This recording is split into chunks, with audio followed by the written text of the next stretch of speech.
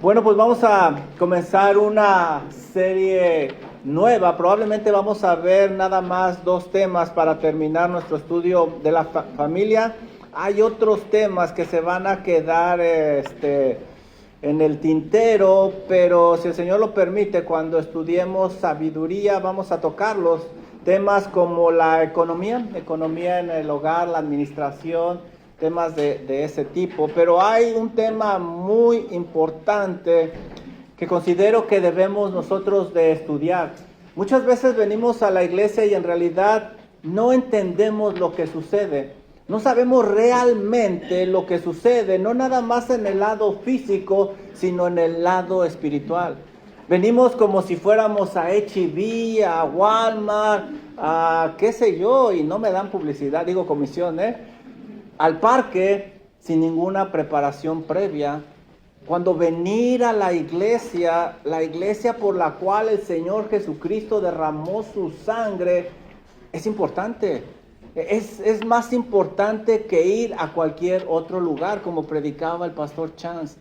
Y ustedes me han oído decir esto: no hay mejor lugar en el cual usted pueda estar que en la casa de Dios.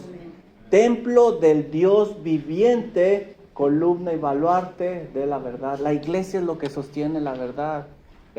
Claro, es un lugar común y corriente, más corriente que común, pero lo que significa, lo que sucede aquí es muy importante. Y considero que si nuestras familias logran aprender esto, vendremos a la iglesia con una mentalidad muy diferente. Nuestros hijos van a venir con otra manera de pensar, porque van a entender lo que sucede aquí.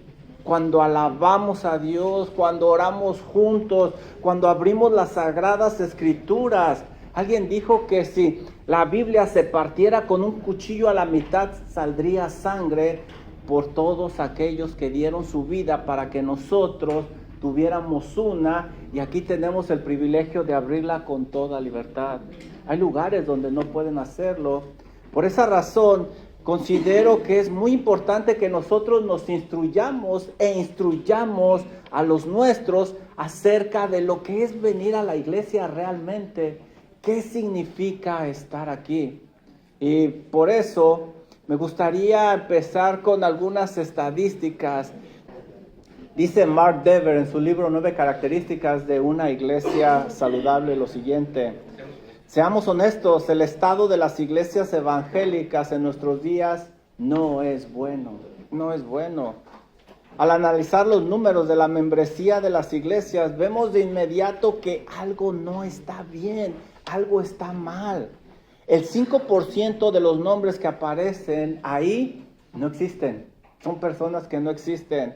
El 10% de esos miembros no se pueden encontrar, no contestan el teléfono, no responden las llamadas.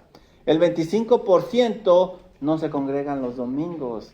El 75% no asiste a las reuniones de oración. El 90% no tiene devocionales familiares en casa. El 95% nunca ha compartido el evangelio. Algo no está bien en las iglesias. Esto nos muestra claramente que la mayoría de los creyentes no sabemos lo que es venir a la iglesia, no lo entendemos, no tenemos idea lo que sucede en el ámbito físico y también en el ámbito espiritual. Venir a la iglesia no es como ir a un lugar común y corriente. Cosas espectaculares obra Dios a través de las reuniones en nuestras iglesias. El conocido predicador y misionero bautista Paul Washer ha hecho una frase muy conocida. Yo creo que la mayoría de ustedes la ha escuchado. No busques una iglesia lo más cerca de tu casa, busca una iglesia lo más cerca de la Biblia. Cuando tú piensas en esa frase, hay muchas cosas ahí escondidas. Hay una gran riqueza doctrinal y una gran enseñanza para nuestras vidas. Buscar una iglesia debe de basarse en principios teológicos, no geográficos.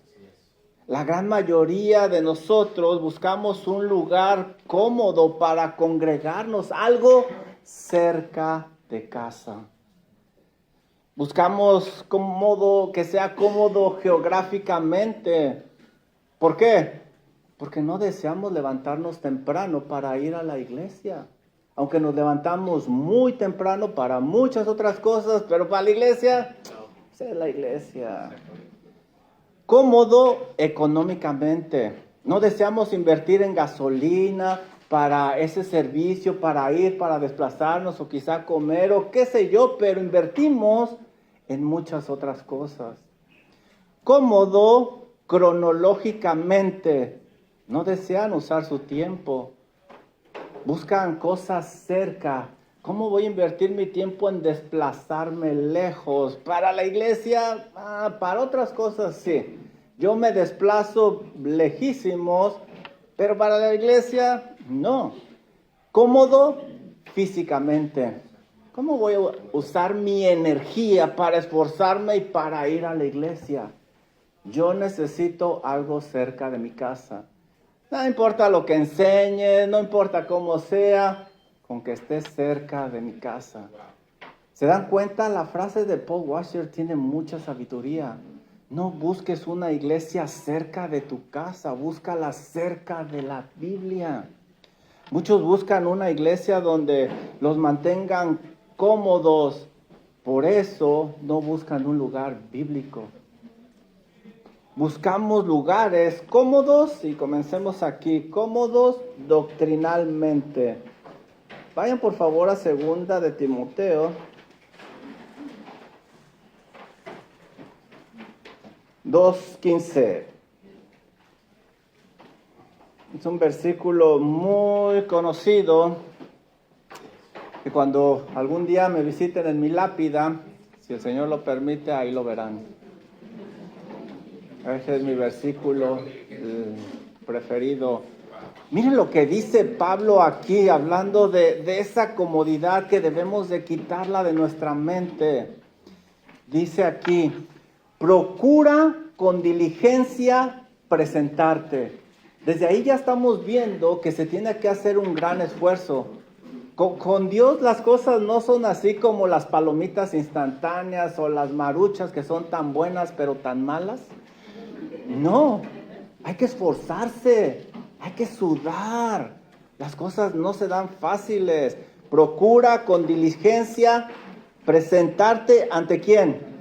¿Ante tu jefe? ¿Ante el juez? ¿Ante tu maestro? No, hermanos.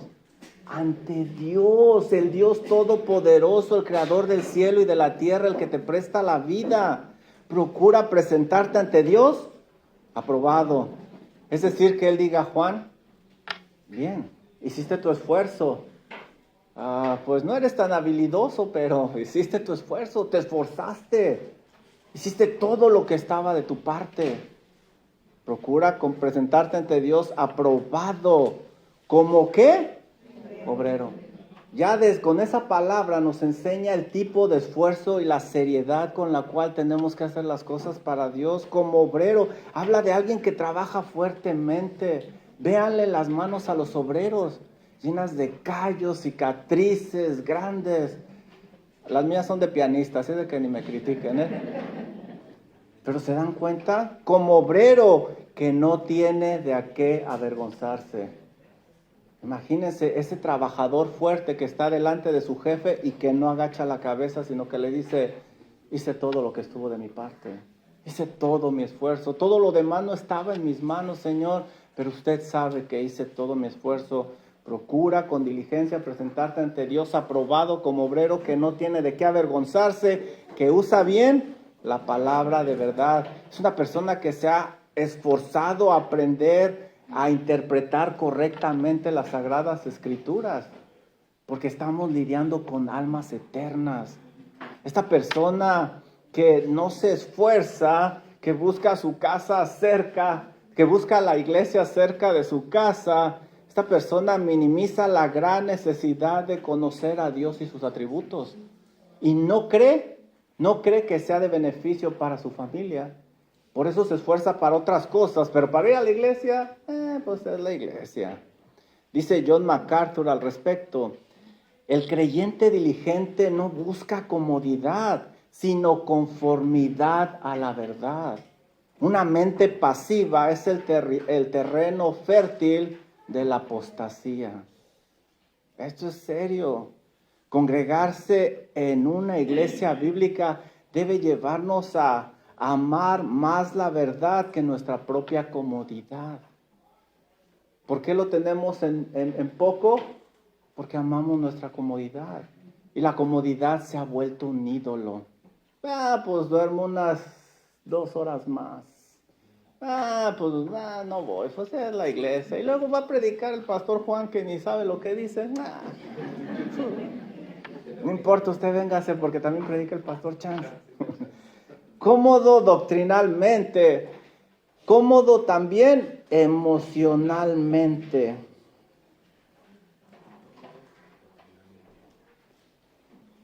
Habla también de una comodidad emocional. Esta persona huye del púlpito que toca temas difíciles y confrontativos como el que estamos tocando hoy, la realidad. Especialmente aquellos que muestran cómo ve Dios su pecado.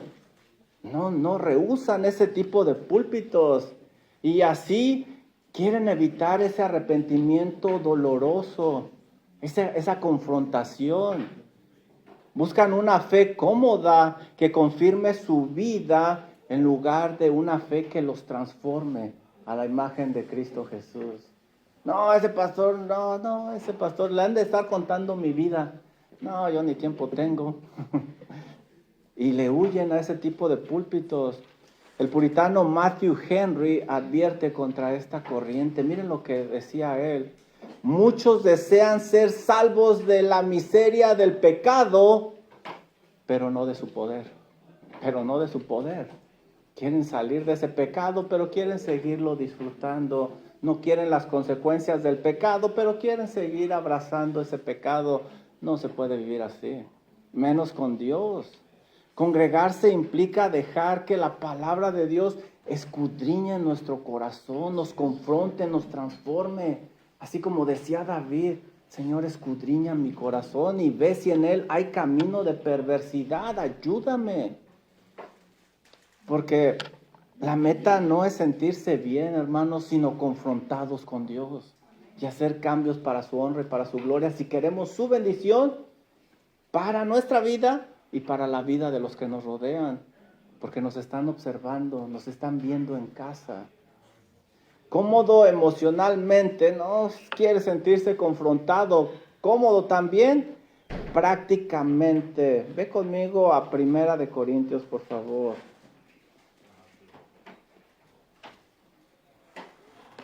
¿Nos regresamos a la vida de Isaac y Rebeca? Sí. ¿O le seguimos aquí? Ustedes díganme. Le seguimos. Una hermana valiente y todos los demás me van a dejar morir solo. Cómodo prácticamente.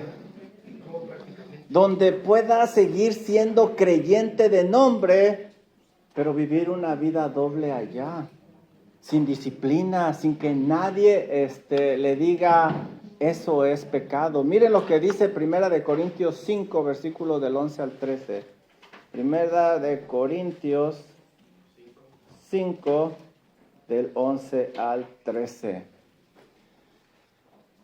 Mas os escribí que no os juntéis con ninguno que llamándose hermano fuere fornicario, avaro, idólatra, maldiciente, borracho, ladrón. Con el tal ni comáis, porque trae descrédito al nombre de Cristo Jesús. Versículo 12. ¿Y cuántos se llaman creyentes? Yo también soy creyente. Y cuando dan un testimonio, wow, uno dice: mejor no digas que eres creyente. Versículo 12. Porque ¿qué razón tendría yo para juzgar los que están afuera? ¿No juzgáis vosotros a los que están dentro?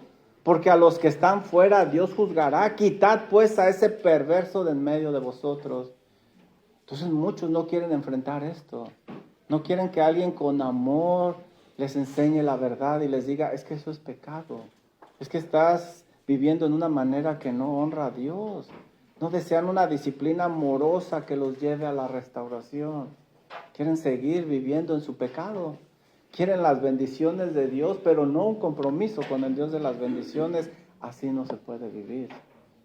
Congregarse implica rendirse a la autoridad de Cristo manifestada a través de la iglesia local para ser corregidos, ser edificados y ser dirigidos por el camino de santidad. Buscan ellos una comodidad práctica, pero también una comodidad litúrgica.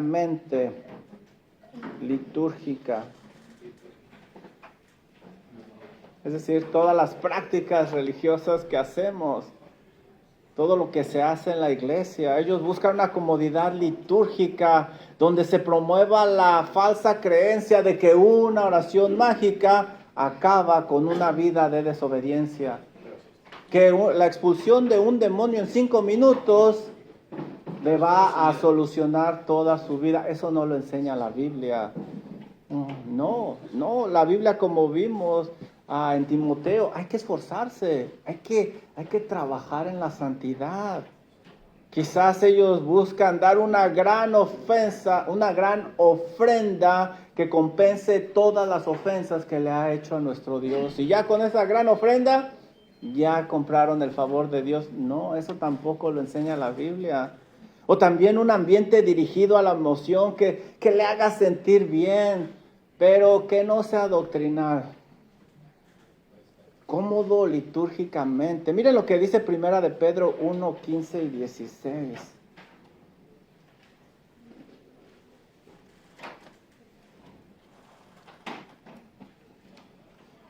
Debemos de buscar nosotros la santidad, aunque esté lejos de casa. Hay que esforzarnos. Dice Primera de Pedro 1, 15 y 16, sino como aquel que os llamó es santo, sed también vosotros santos en toda vuestra manera de vivir, porque escrito está, sed santos. ¿Por qué? Ese es el estándar. Te fijas, muchas veces nosotros bajamos el estándar, lo hacemos a nuestra comodidad, no estamos agradando a Dios, lo único que estamos haciendo es calmando la conciencia, pero eso no va a funcionar con Dios. El servicio de adoración centrado en Dios eleva el alma a la adoración reverente, mientras que la centrada en el hombre solo entretiene a la carne. Debemos de buscar la santidad. Y eso es lo que buscamos cuando venimos a la iglesia.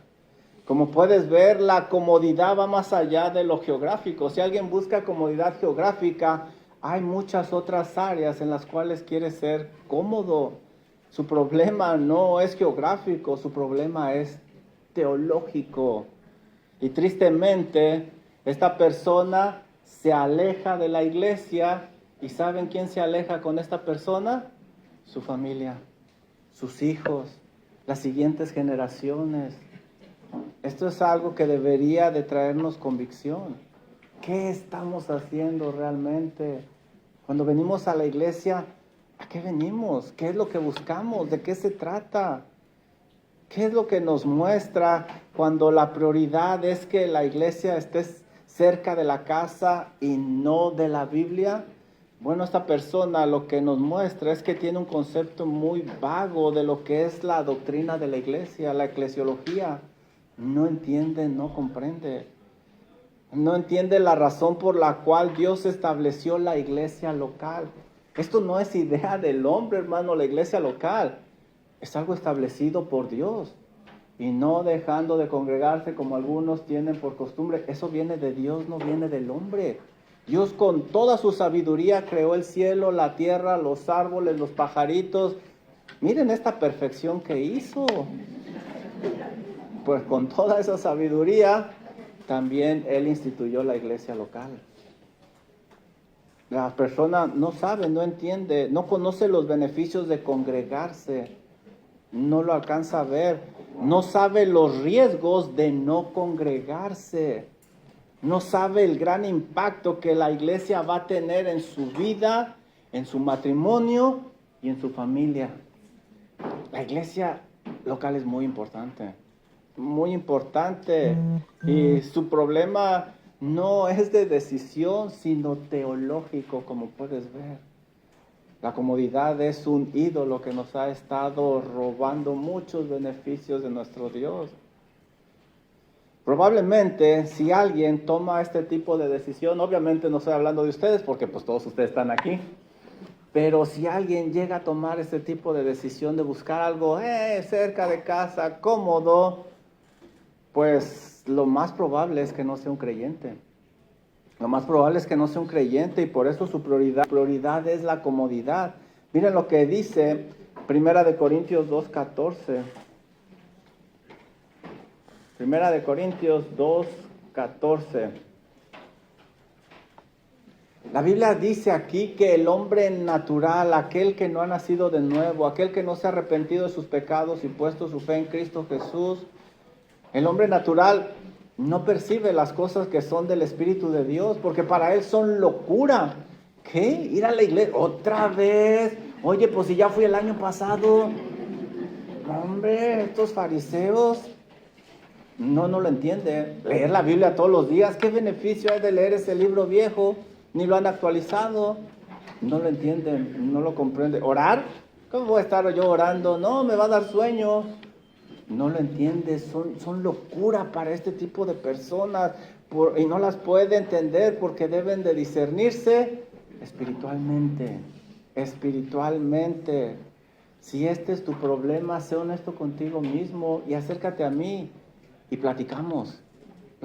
Si no hay en ti ese deseo de agradar a Dios, esa necesidad de congregarse, de leer la palabra de Dios, de agradar a Dios, y esto ha traído convicción a tu corazón, acércate a mí y aquí nos quedamos hasta que tú comprendas lo que es el Evangelio y una relación verdadera con Dios. Para eso estamos. O quizá este es un creyente, pero está haciendo una doctrina nueva en su mente porque quiere darle gusto a su carne. Miren lo que dice Colosenses 5, 16 y 17. Colosenses 5, 16 y 17. Quizás es un creyente, sí, pero miren lo que dice este versículo. Está haciendo una doctrina nueva en su mente porque no ha sometido a su carne a la obediencia de Cristo. Ha dejado que su mente vuele y que su carne haga y deshaga con él. Dice Colosenses 5, 16.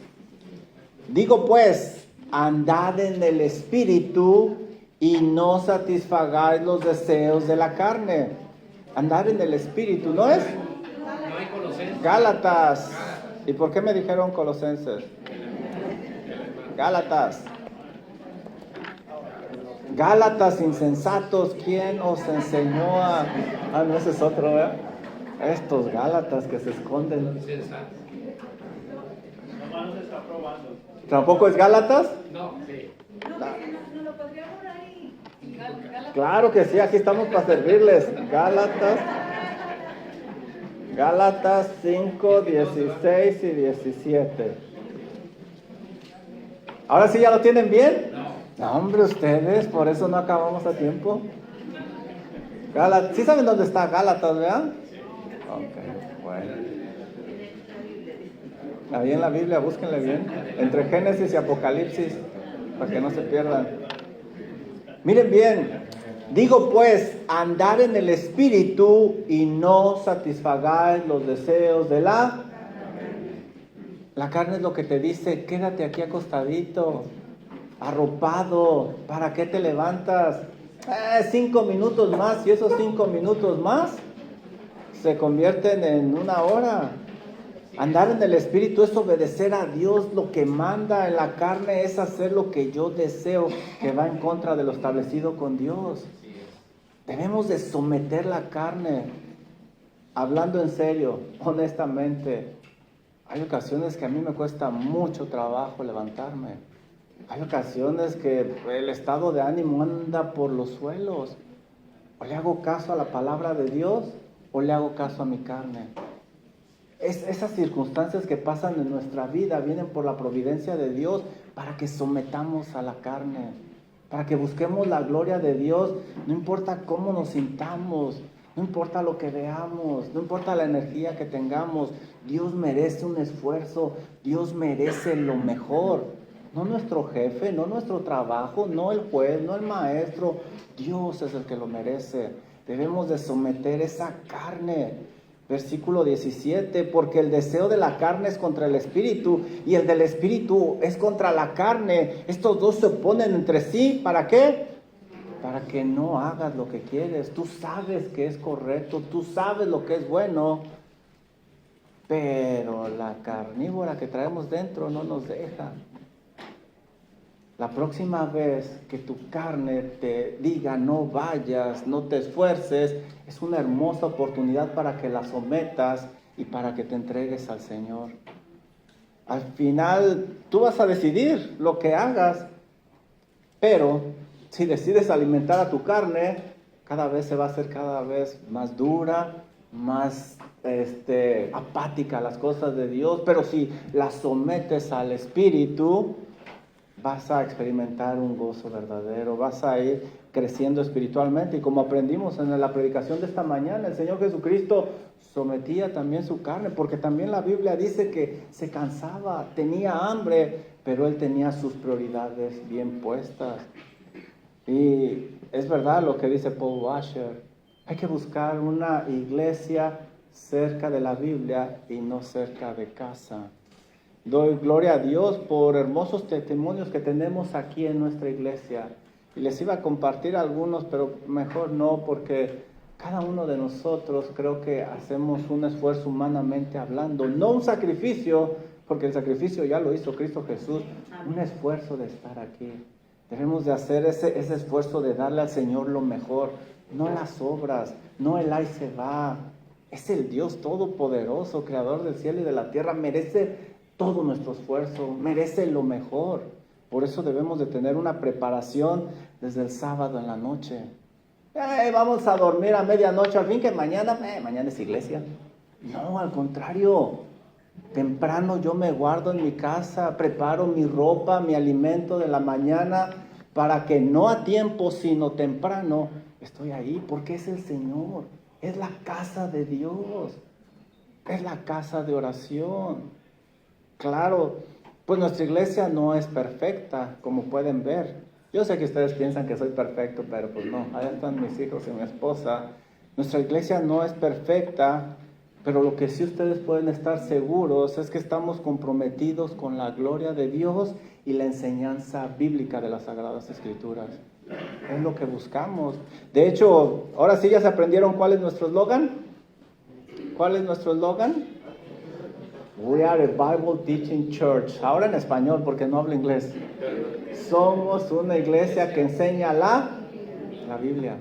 Y nos esforzamos, nos preparamos para enseñar la Biblia. ¿Alguien sabe cuál es nuestro versículo clave o nuestro versículo lema? Colosenses 1:28. Miren lo que dice. A quien anunciamos, esto es al Señor Jesucristo, amonestando a todo hombre, enseñando a todo hombre en toda sabiduría. Aquí vemos la enseñanza expositiva de la Biblia que nosotros decimos que damos. ¿Para qué? A fin de presentar perfecto en Cristo Jesús a todo hombre, es decir, maduro. Aquí vemos que la persona sea para la gloria de Dios, en esa vida que el Señor le ha llamado. Por eso, hermanos, es muy importante a dónde llevamos a nuestra familia. Es muy importante a qué iglesia nos congregamos. Este estudio tiene el propósito de ayudarnos a tener un concepto correcto de lo que es congregarse. Porque como vimos al inicio en las estadísticas, parece ser que alrededor del mundo no se entiende lo que es congregarse. ¿Qué sucede cuando nosotros nos congregamos? ¿Por qué Dios hace tanto énfasis en que nos congreguemos? ¿Qué sucede cuando venimos o cuando no venimos? ¿Qué sucede cuando estamos todos alabando al Señor? ¿Qué lugar debe de tener la iglesia local en nuestra vida? Parece ser que no se entiende. Y creo que esto nos va a ayudar. Y no crean, no es nada más para ustedes, es para mí también. ¿Qué debo de hacer si deseo que mi familia tenga un buen apoyo para crecer espiritualmente? Debo cuidar a dónde los llevo a congregarse y enseñarles la razón de hacerlo. Debo de cuidar dónde los llevo a congregarse. Y si no conocen una buena iglesia, yo les puedo recomendar una, ¿eh? Believers Fellowship, claro que sí, señor. Preguntas de aplicación, ¿están listos? Sí. Si un niño de 10 años te pregunta, ¿por qué vas a la iglesia? ¿Qué le dirías? ¿Qué le dirías? Es buena respuesta. Si dejo de congregarme una semana, ¿qué crees que sucedería? ¿Qué sucedería? ¿O no sucedería nada? ¿Cómo crees que lo vea Dios? ¿Qué diría Dios? No te preocupes, no te preocupes. ¿Qué pasó, Juanito? ¿Qué pasó? ¿Cómo crees que lo vería Dios? ¿Te has puesto a pensar eso? ¿Puede un cristiano vivir sin congregarse? ¿Por qué sí y por qué no? ¿Por qué sí y por qué no? Esas son sus preguntas de reflexión de tarea. Y esto nos lleva al siguiente tema, que es: hay que enseñarle a nuestra familia el gran valor de congregarse. Congregarse no debe de ser una actividad más, sino la actividad principal de nuestra semana. No lo digo yo, lo dice la palabra de Dios. Debemos de aprender lo que sucede cuando nos congregamos. No es una actividad común y corriente. Y creo que muchas veces tenemos ese concepto. Ve conmigo a Efesios 3:10 y mira lo que sucede. Lo primero que vamos a ver en Efesios 3:10 es que la iglesia es el centro del plan de Dios para mostrar su sabiduría a los seres humanos y celestiales. Fíjense bien, seres humanos y celestiales. Mira lo que dice aquí Pablo. Para que la multiforme sabiduría de Dios sea ahora dada ¿a qué?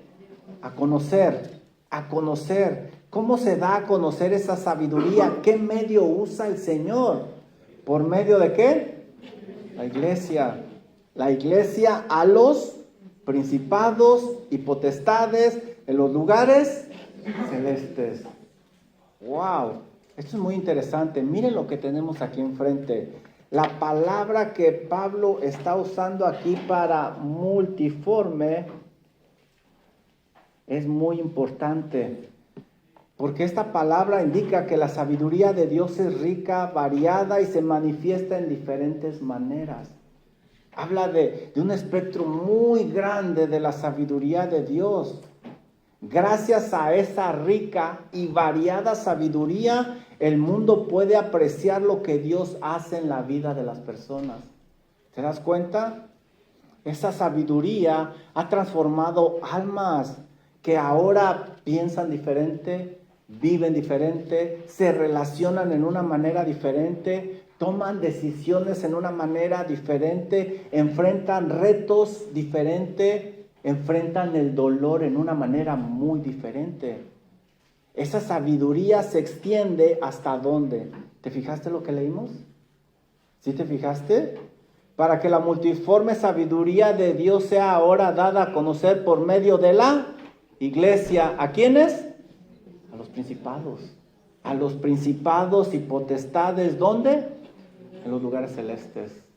¿Te das cuenta? Cuando tú vienes a la iglesia y Dios te está redarguyendo, te está moldeando, eso tiene un impacto en los lugares celestes. Las potestades están observando lo que Dios está haciendo por medio de Believers Fellowship. Esa sabiduría se extiende hasta el ámbito espiritual con principados y potestades. A veces en nuestra doctrina nos volvemos muy, muy fríos, muy secos, pero aquí es lo que está diciendo Pablo. Por medio de la iglesia, nuestra iglesia, los ángeles y los espíritus saben que Dios es sabio en todo, aprecian esa sabiduría de Dios, aparte de obviamente todo lo demás. Es más, mira lo que dice Primera de Pedro 1:12. Primera de Pedro 1:12.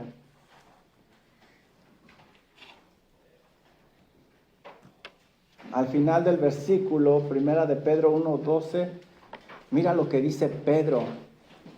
Se está hablando de que en el contexto se predicó del Evangelio, que los profetas lo predicaron, los discípulos dieron su vida por el Evangelio, y luego termina con esta frase: cosas en las cuales anhelan mirar los ángeles. La salvación cautiva a los ángeles. Los ángeles ven lo que Dios está obrando a través de nuestra iglesia. ¿Te das cuenta? Esto no sucede en H-E-B, Walmart, el parque o donde quiera que vayamos. Cosas espectaculares suceden cuando venimos a la iglesia. Por eso mi deseo es de que que el Señor nos ayude a abrir los ojos y que cuando dirijamos nuestros pasos a la iglesia no vengamos con la mentalidad de que voy a cumplir, voy a un lugar más. No, cosas espectaculares están sucediendo en nuestra vida y tiene una repercusión allá también por medio de las huestes. La iglesia, alguien lo puso así: la iglesia es el laboratorio y el museo de la multiforme sabiduría de Dios. Es un laboratorio porque Dios está obrando en la vida de cada creyente a través de ella. Es un laboratorio, pero también es un museo porque hay un gran número de testimonios que ahí están para la gloria de Dios. Personas que ya no están con nosotros, pero que su fidelidad nos refleja lo que el Señor hizo a través de esas vidas. Es impresionante. Cuando ustedes, ya lo he comentado antes, cuando ustedes vayan al santuario, entre los dos baños hay una placa. Esa placa es en memoria de la familia Rare. Matt es el que escribió Redimiendo la Memoria. El Señor decidió llevarse a toda la familia en un accidente de carro y nada más quedó Matt. ¿Qué fue lo que sostuvo a Matt? ¿Qué fue lo que lo cobijó, lo arropó? La doctrina que aprendió por medio de la iglesia local. Él escribió un libro que ahorita pues ustedes ya lo hemos comentado, que está por todos lados, está dando conferencias, y él dice: los recuerdos que duelen se pueden redimir para la gloria de Dios. ¿Dónde obtuvo eso?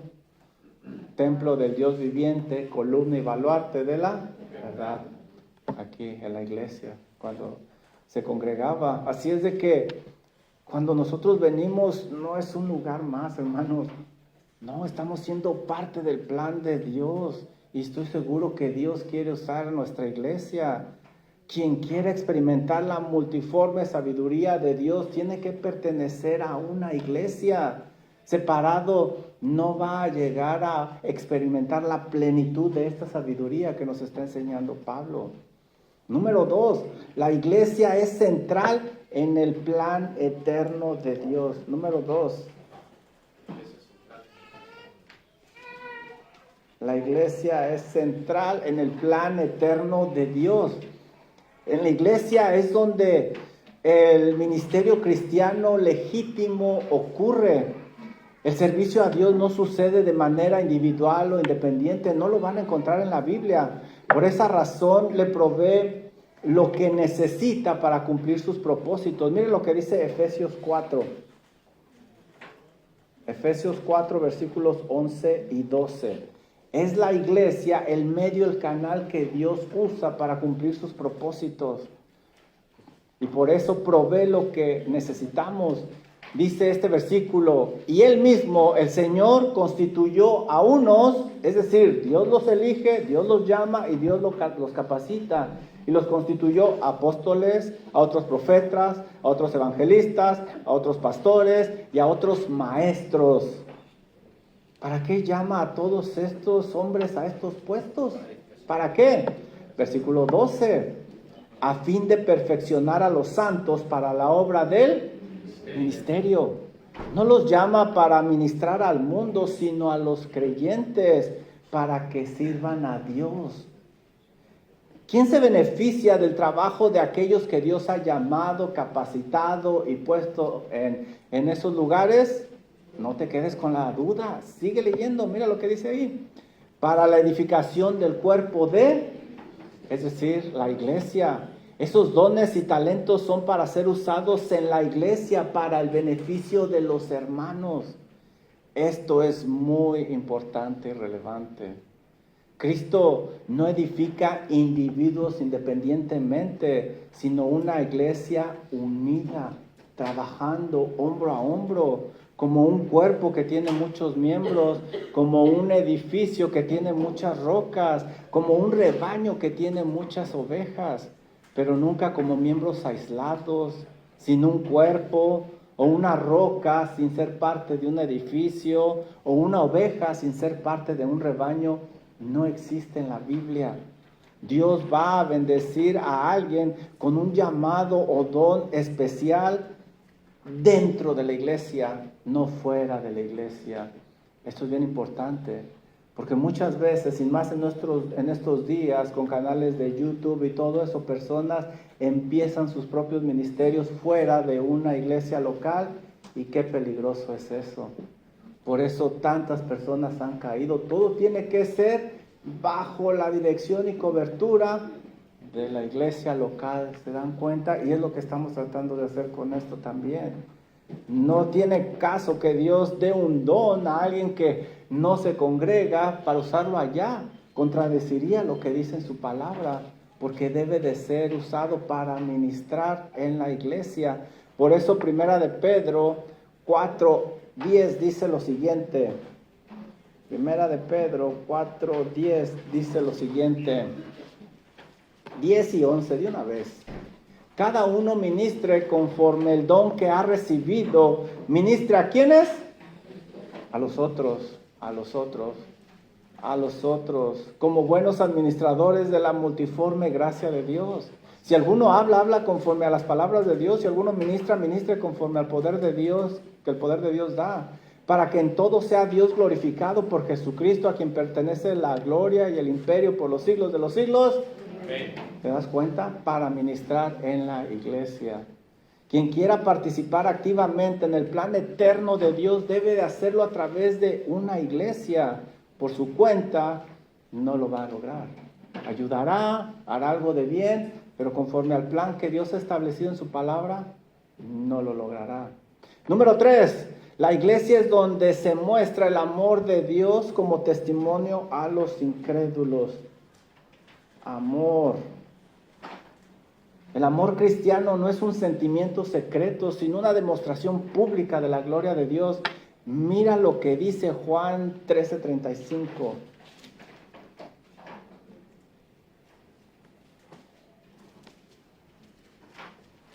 En la iglesia se congregan personas tan diferentes, con pasados tan difíciles, tormentosos.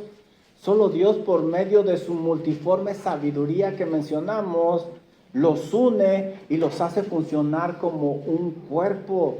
Esto es un testimonio poderoso al mundo perdido del poder del evangelio. Miren lo que dice Juan 13:35. En esto conocerán, ¿cuántos? Todos. Es impresionante esto, porque rompe edades, etnias, geografía, todos. En esto conocerán que sois mis discípulos. Si tuvieran un ministerio famoso, no. Si tuvierais amor los unos por los otros. Fíjense a quién le está diciendo estas palabras el Señor Jesucristo. Se las está diciendo a sus discípulos que habían estado con Él. No se las dijo al mundo o a otros creyentes en un círculo alejado, sino ese círculo cerrado. Este grupo de fieles de creyentes representaba el núcleo de la futura iglesia. ¿Te das cuenta hacia dónde apuntaba esto? Era su amor lo que daría un fuerte testimonio del poder de Dios. Cuando la gente voltea a vernos, el amor que nos tenemos, cómo interactuamos, cómo resolvemos nuestras diferencias, la gente dice, yo quiero eso, yo quiero estar ahí. Pero si ven algo diferente, pues no van a tener un deseo de congregarse. ¿Qué es lo que estamos reflejando y proyectando?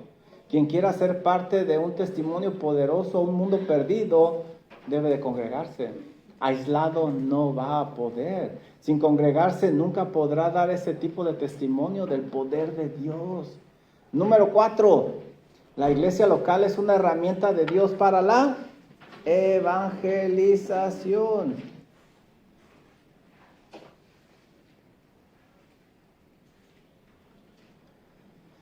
El evangelismo que glorifica a Dios no es un esfuerzo individual o aislado, no, sino una labor colectiva del pueblo de Dios para alcanzar a los perdidos. Imagínense que alguien anda solo y esa persona pues no se congrega, pero evangeliza y es un buen evangelizador. ¿Quién valida lo que esa persona está enseñando? ¿Quién asegura que esta persona tiene una vida recta y no una vida doble? En el mejor de los casos, supongamos que al que le testifica se convierte. ¿Y ahora qué va a hacer con esa alma?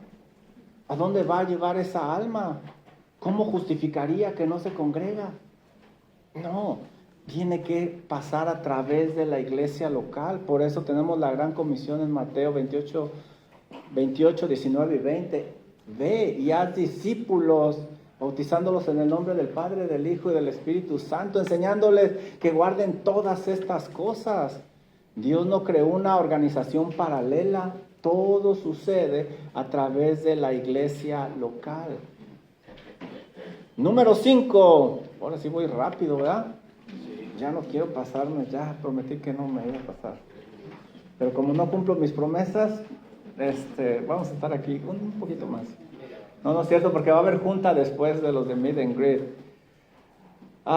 Es la iglesia de Dios donde se glorifica a Dios en forma corporativa. Mira lo que dice Apocalipsis capítulo 7 versículo 9. Cuando alabamos a nuestro Dios juntos, participamos en una adoración que anticipa lo eterno. No, pues es que yo canto en mi casa. No dejes de hacerlo, hermano, alaba a Dios. Y ahí sí súbele el volumen, acá no tanto porque Dios no te dio una voz tan agraciada como la mía. Ajá. Cantamos como Narciso, fuertes pero feos pero macizos, ¿verdad? Cuando nos juntamos a alabar a Dios, hermanos, esto es agradable delante de Dios, no simplemente es entonar un canto, no, estamos alabando a Dios. Miren lo que describe Apocalipsis 7:9, y esto no se da individualmente. Después de esto miré y he aquí una gran multitud, la cual nadie podía contar, de todas las naciones y tribus y pueblos y lenguas, que estaban delante del trono en la presencia del Cordero, vestidos de ropas blancas y con palmas en las manos. Versículo 12. Miren el versículo 12, lo que dice de Apocalipsis 7, diciendo: amén, la bendición y la gloria y la sabiduría y la acción de gracias y la honra y el poder y la fortaleza sean a nuestro Dios por los siglos de los siglos. Amén. Claro que puedes adorar solo, pero nunca reflejarás la plenitud que nos espera en los cielos. El Señor se complace cuando su pueblo se junta y le alaba. Por eso también, muy importante, lo que cantamos, lo que alabamos. Número 6, es la iglesia donde se levantan los guerreros de oración. Yo oro en mi casa y no dejes de hacerlo, y ora por favor por mí, necesito de tus oraciones. Y el Señor impulsa a orar solos. Él mismo dice: cuando ores, entra en tu aposento, cierra la puerta, ora. Hay oración individual, pero también hay oración colectiva. ¿Cómo vas a saber tú de mis necesidades si no vienes? ¿O cómo voy a saber yo de tus necesidades si no te relacionas, si te aíslas? ¿Cómo nace un guerrero de oración? Un guerrero de oración no se hace orando y orando y orando y orando, no. Un guerrero de oración primero se relaciona con los hermanos, aprende a amarlos, aprende a convivir con ellos y ve sus necesidades. Y esas necesidades traen una carga a su corazón, de tal forma que ora por ese hermano. Y la oración ya no es tan superficial, la oración es más intensa, porque es alguien que amo, es mi hermano, es con el que me congrego, es con el que alabo a Dios. tiene este deseo, este anhelo, esta necesidad, esta lucha, este dolor, este temor.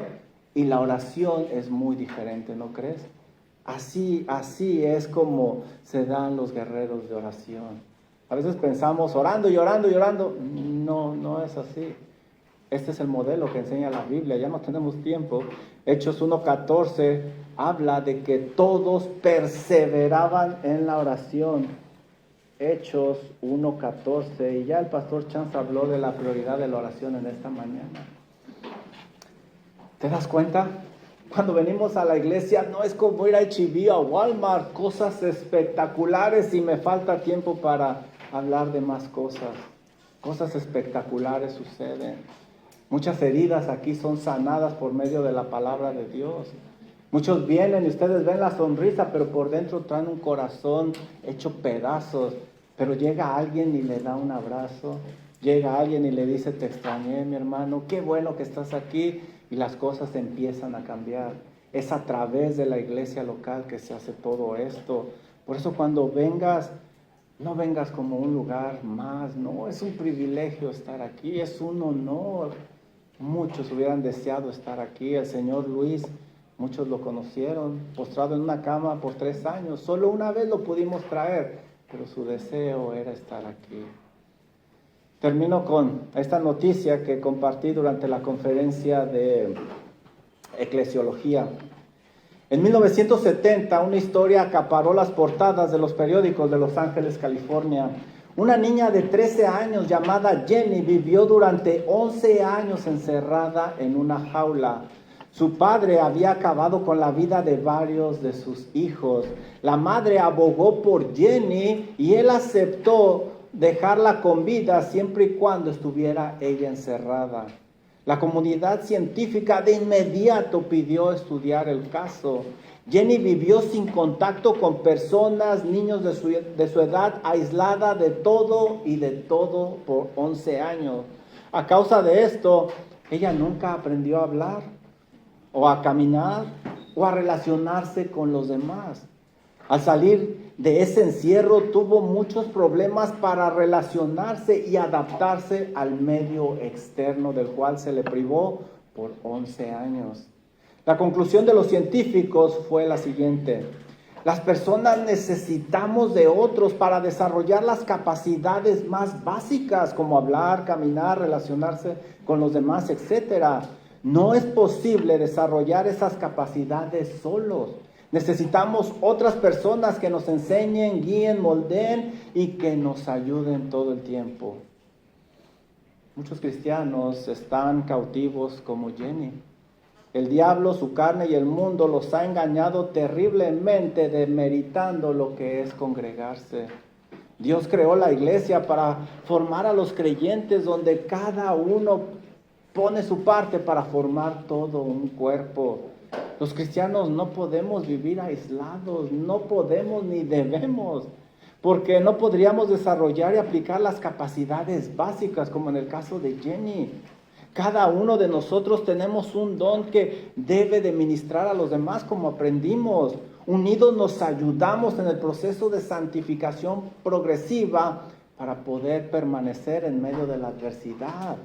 Animándonos, damos testimonio a un mundo perdido del poder del Evangelio.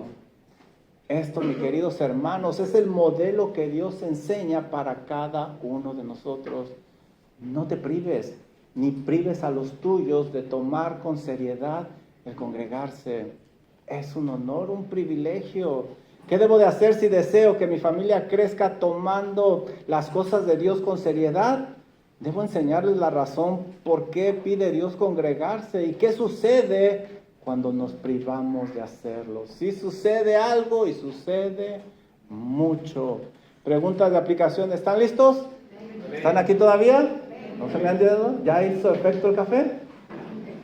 Les digo, en lugar de tomárselo, échenselo en la cara y se despiertan más rápido.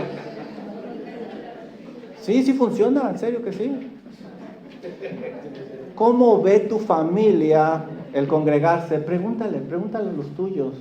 ¿Cómo ve tu familia el congregarse? ¿Como una actividad más o como la actividad principal de la semana? ¿Cómo lo ve?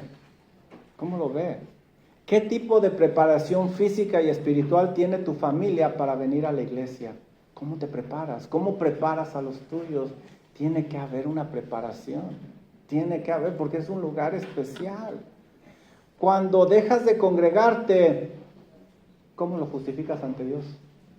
Cuando oras, ¿qué le dices a Dios? ¿Cómo lo justificas? ¿Cómo lo justificas con tu familia? ¿Qué le dices a los tuyos? Que el Señor nos ayude. Si nosotros tomamos con la seriedad de vida el congregarse y entendemos todo esto, les aseguro que hermosas cosas pasarán en su vida.